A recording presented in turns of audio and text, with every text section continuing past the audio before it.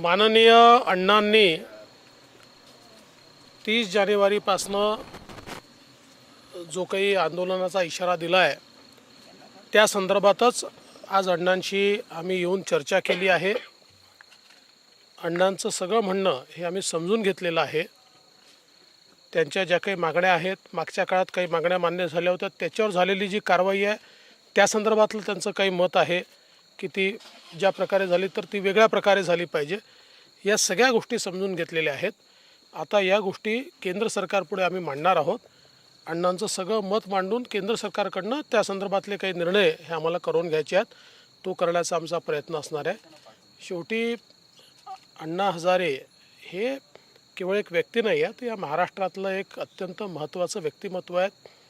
ते एक महाराष्ट्राचे भूषण आहेत आणि ते स्वतः करता नाही समाजाकरता सातत्याने लढत असतात। त्यामुळे आमची सगळ्यांचीच अपेक्षा अशी आहे की त्यांचे जे काही विषय आहेत ते मार्गी लागावे आणि त्यांच्यावर कुठल्याही आंदोलनाची वेळ येऊ नये। त्या दृष्टीने आम्ही आता जे काही समजून घेतलेलं आहे ते आता केंद्र सरकारकडे मांडू आणि त्या संदर्भातला जे काही निर्णय आहेत ते करण्याचा प्रयत्न करू। दुसरी गोष्ट अशी आहे की अण्णांनी वेळोवेळी जवळपास 23 पत्र जे आहेत तर ते केंद्र सरकारला पाठवलेले आहेत। अण्णांना एकाही पत्राचं उत्तर मिळालेलं नाही, त्यावर अण्णा देखील नाराज आहे। नाही, मी त्या संदर्भातही अण्णांना सांगितलं। मागच्या काळात काही उत्तर अण्णांना मिळालेले आहेत, पण मी अण्णांना सांगितलं की तुमच्या पत्राचं उत्तर हे असं इतरांसारखं देता येत नाही, तुमच्याशी चर्चा करूनच त्याचं उत्तर द्यावं लागतं।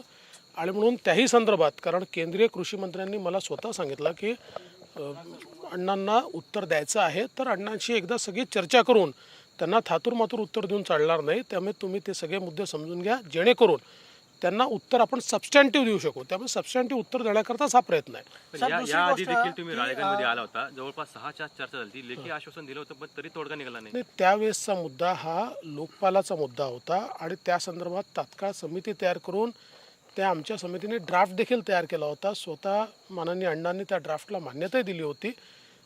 दरम्यानच्या काळात आमचं सरकार गेलं, नवीन सरकार आलं, मला समजलं की नवीन सरकारशी आता त्याच ड्राफ्टबद्दल चर्चा चालली आहे। सर तुम्ही मेट्रो कार शेड प्रकरणी ते जाऊ द्या, आता इथे कुठं पत्र पाठवलं सर।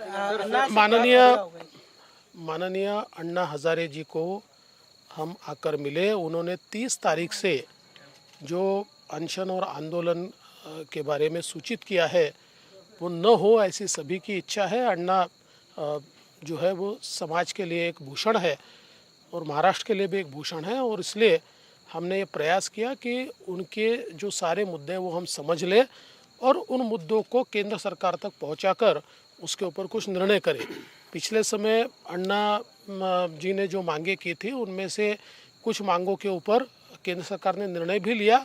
उन निर्णयों में भी अण्णा जी का कुछ अपना कहना है, तो वो भी हम केंद्र सरकार तक पहुंचाएंगे। कुछ निर्णय में उनको लगता है कि उसको और कुछ उसमें चेंजेस किए जाने चाहिए, तो ये सारी बातें हमने समझ ली है।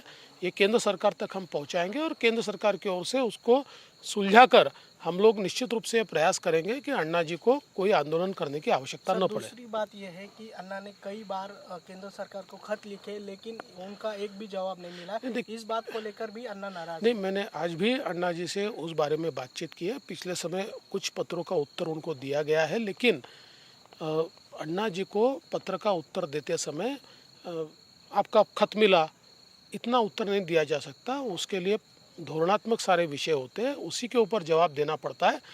तो मुझे केंद्रीय कृषि मंत्री जी ने भी स्पष्ट रूप से कहा कि आप उनसे चर्चा कीजिए, ताकि उनके पत्रों का जवाब देते समय ऐसा न लगे कि हमने केवल टाल दिया है।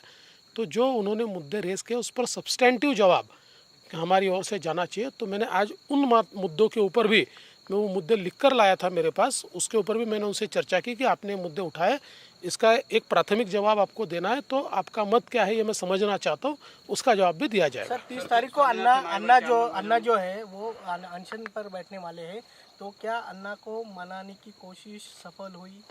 देखिए, अभी तो शुरुआत हुई है। सफल हुई या असफल हुई ये कहना अभी बहुत जल्दबाजी होगी। हम ये प्रयास करेंगे, लेकिन इतना ज़रूर है कि कोई महाराष्ट्र में, देश में ये नहीं चाहता कि अण्णा जी को किसी इस प्रकार के अनशन पर बैठना पड़े, और इसलिए सरकार की ओर से, केंद्र सरकार हो चाहे हम सभी लोग हो, पूरा प्रयास करेंगे कि अण्णा जी ने जो मुद्दे उठाए उन मुद्दों को सुलझाया जाए।